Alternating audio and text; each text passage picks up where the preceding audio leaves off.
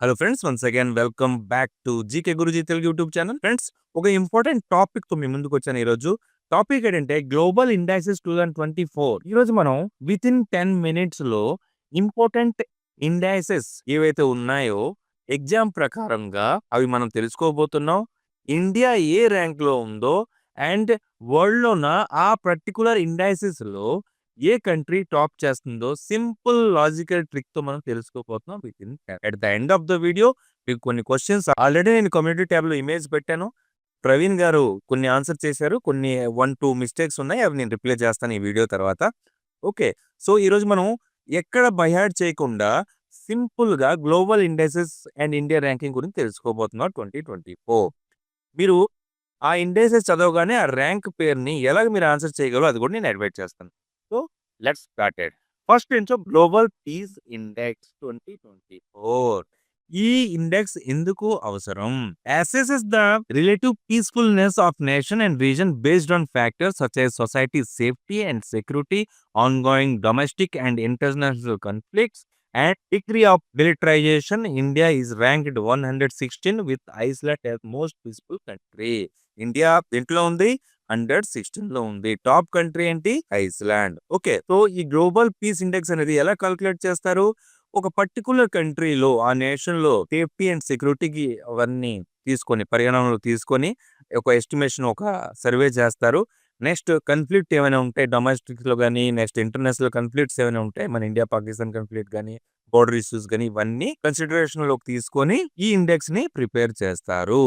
So global peace index లో 2024 లో India ranking 116. So ఎలా గుర్తుపెట్టుకోవాలి? గ్లోబల్ పీస్ ఇండెక్స్ లో ఇండియా 116 ర్యాంక్ అనేసి. సో ట్రిక్ ఏంటంటే పీస్ అని ఉంది. పీస్ అంటే ఏంటి? శాంతి. ఫ్రెండ్స్, మనకి పీస్ కావాలంటే మనం ఏం చేయాలి? సైలెంట్ గా ఉండాలి. పల్లెటూరులో సైలెంట్ గా ఉండడానికి ఏమంటారు? పల్లకుండ్రా నువ్వు ఎందుకు గొల్ల పెడుతున్నావు? పల్లకుండ్రా అంటారు కదా. సో పల్లకుండ్రా అనగానే మీకు ఏం గుర్తుకొస్తుంది? 11. పల్లకుండు అంటే సైలెంట్ ఉండమని చెప్పారు. అంటే దాని అర్థం ఏంటి? అరవద్దని చెప్పుతున్నారు. అరవద్దు అంటే ఏం గుర్తుకొస్తుంది? 6. పల్లకుండు అంటే 11. ఓకే. అరవద్దు అంటే మీకు 6 గుర్తుకొస్తుంది. పీస్ తోని కోరిలేషన్. ఆ విధంగా మీరు ఇండియా గ్లోబల్ పీస్ ఇండెక్స్ లో ఇండియా ర్యాంకింగ్ ఎంత అంటే 116 అని ఈజీగా ఎగ్జామ్ లో టిక్ పెట్టుకోవచ్చు. ఓకే ఫ్రెండ్, నెక్స్ట్ ఏంటి? World press freedom index 2024. India ranking ఎంత? 159. టాప్ లో ఎవరున్నారు? నార్వే. యాక్చువల్లీ ఈ ప్రెస్ ఫ్రీడమ్ అంటే ఏంటి? ప్రెస్ ఫ్రీడమ్ అంటే ఒక పర్టికులర్ కంట్రీలో జర్నలిస్ట్ ని ఎంత ఫ్రీడమ్ గా వదిలేరు అనేది దీంట్లో అసెస్ చేసి ఒక ఇండెక్స్ తయారు చేస్తారు. దా విధం ప్రకారంగా ఇండియా 159 లో ఉంది అనుకోండి. నార్వే టాప్ లో ఉంది. సో ఎలా గుర్తుపెట్టుకోవాలి? ఫ్రీడమ్. సపోజ్ మీరు ఏ జర్నలిస్ట్ కైనా కొంచెం అంటే ఇండియా చూడండి 159 అంటే చాలా ప్రాబ్లమ్ లో ఉంది. అంటే మంచి ర్యాంక్ కాదు. ఓకే. సో దాని దాని అర్థం ఏంటి? ఇండైరెక్ట్ లో మనకు అర్థం ఏమవుతుంది? ఫ్రీడమ్ ఇవ్వడం లేదనేసి. జర్నలిస్ట్ కి ఏ ఫ్రీడమ్ లేకుండా వాళ్ళు పనిచేస్తున్నారు. ఏదో ప్రెషర్ పొలిటికల్ గానీ what ever it may be pressure తోనే పనిచేస్తున్నారని దాని ఇండికేషన్ మనకి అర్థమైపోయింది ఇండియాది. ఓకే. సో ఎలా గుర్తుపెట్టుకోవాలి?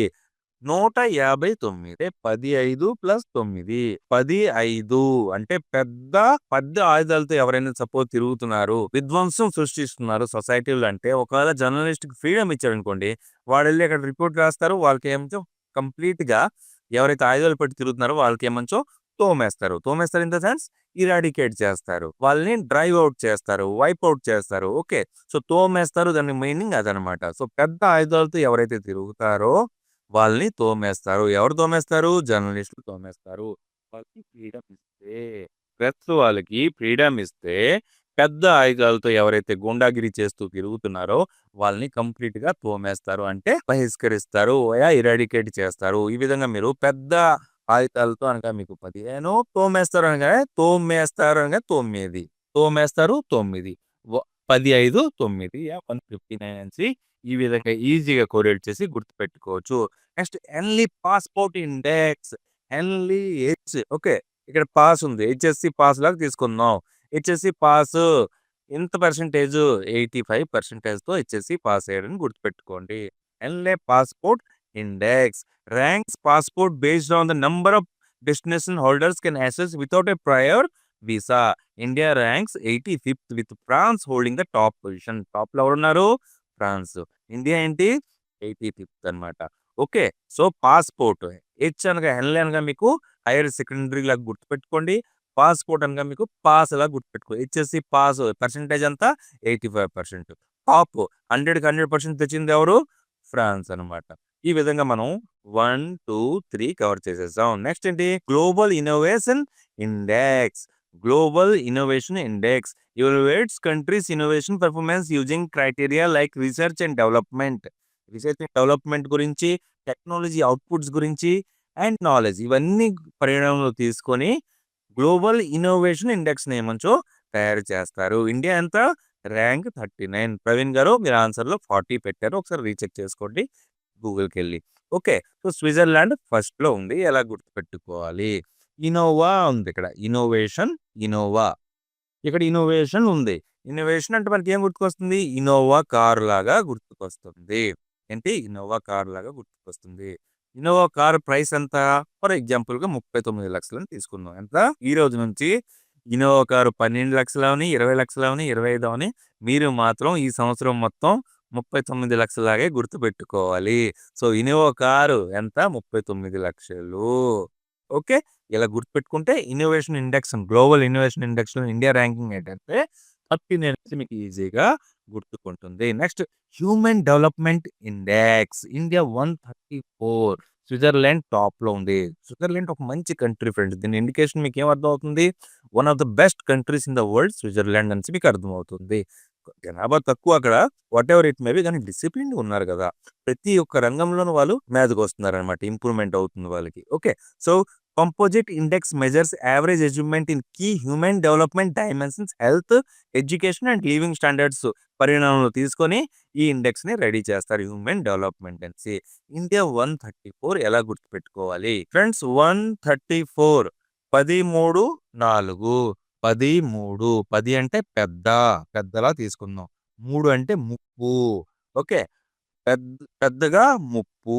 ఎవరైనా డెవలప్ అయితే, హ్యూమన్ డెవలప్ అయితే సపోజ్ ఫర్ ఎగ్జాంపుల్ పక్కింటోళ్ళు, ఎదురింటోళ్ళు, రిలేటివ్స్ ఎవరైనా సరే బాగా డెవలప్ అయిపోయారు, కష్టపడ్డారు, బాగా డెవలప్ అయిపోయారు. ప్రతి ఒక్క రంగంలో బాగా డెవలప్ అయ్యారు, డబ్బు సంపాదించారు. నలుగురు ఏం చేస్తారు? నలుగురు కళ్ళు పడతాయన్నమాట. నలుగురు కళ్ళు పడతాయి. అబ్బా! బాగా సంపాదించాడబ్బా! ఈ 4 రోజుల్లో బాగా సంపాదించేసాడు. ఏం చేస్తున్నాడో ఏంటని డౌట్ వస్తుంది కదా! సో, మనం ఎవరు చూడలేమనమాట. పెద్ద ముప్పే. ఈ నలుగురితోనే ముప్పనమాట. నలుగురితోనే ముప్పు. పెద్దగా ముప్పు అంటే 13. ఇది ఎవరితోని? నలుగురితోని 4, 134. ఎందుకు ముప్పు?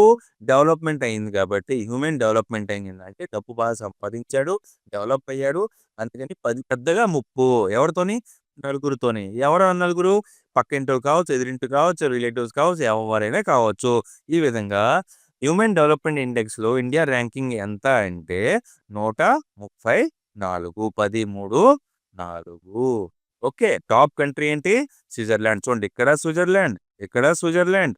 2 దగ్గర స్విట్జర్లాండ్ వచ్చేసింది పేరు. ఓకే. ఇంపార్టెంట్ గుర్తుపెట్టుకోండి. Next global gender gap index. Gender gap అనమాట. Okay. Assesses gender disparity in economic, political, education and health dimensions. India is ranking 129th with Iceland being the most gender equal country. Gender equal country అంటే ఎంతమంది male పనిచేస్తారో అంతమంది female పనిచేస్తారు. ఎంతమంది ఫిమేల్‌కి ఎంత importance ఉందో మేల్‌కి కూడా అంత ఇంపార్టెన్స్ ఉంది. ఆ విధంగా ఐస్లాండ్ టాప్ కంట్రీగా నిలిచింది. ఇండియా ఎంత? 129. సో, గ్లోబల్ జెండర్ గ్యాప్ అనేది ఇండెక్స్ ఎంత? 129. ఎలా గుర్తుపెట్టుకోవాలి ఫ్రెండ్స్?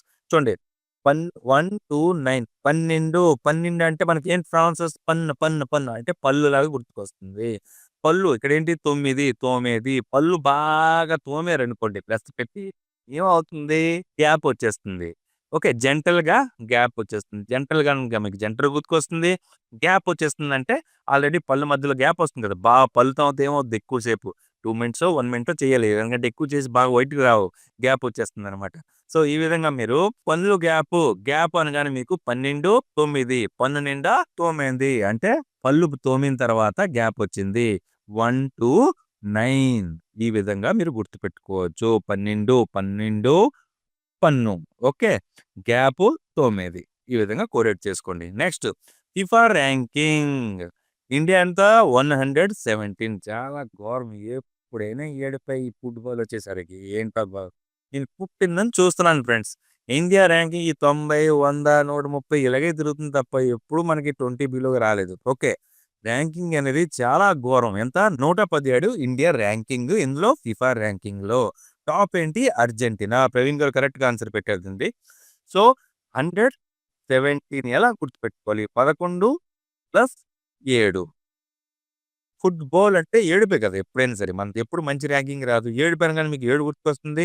నెక్స్ట్ ఏడిసినప్పుడల్లా ఊరుకోరా, ఊరుకోరా 11, 11, 11 ఊరుకో బాబు ఇండియా ర్యాంకింగ్ నెక్స్ట్ ఇయర్ బాగా వస్తుంది. తర్వాత బాగా వస్తది అని చెప్పడం తప్ప పుట్టినరోజు మనం ఏం చూసింది లేదు. సో, ఫుట్‌బాల్ అనగానే ఇండియాలో ఏడుపే ఏడుపు, ఏడుపే ఏడుపు. అందరూ ఏమంటారు 11 రా బాబు 11 నెక్స్ట్ ర్యాంకింగ్ తెచ్చుకుందాం అని అంటారు. ఈ విధంగా 117 అనేసి మీకు గుర్తుకొస్తుంది. 1, 1, 7 117.